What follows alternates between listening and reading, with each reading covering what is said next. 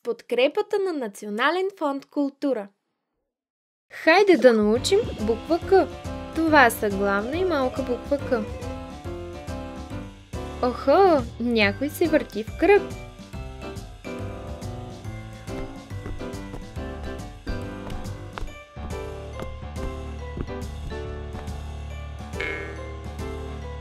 Това е нашият приятел Ку-че.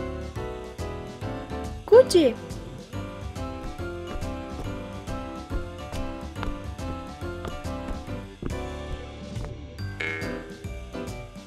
Това е госпожа Крава. Кра-ва.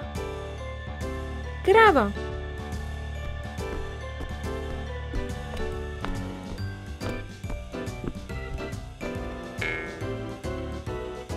Ето го и господин Кон.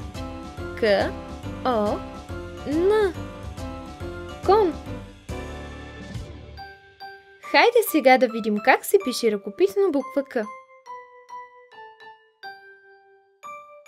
Главна буква К е вълничка с обърнато бастунче, луличка и ченгелче.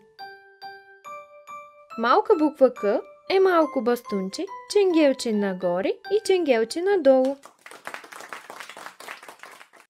Чао, чао, приятели!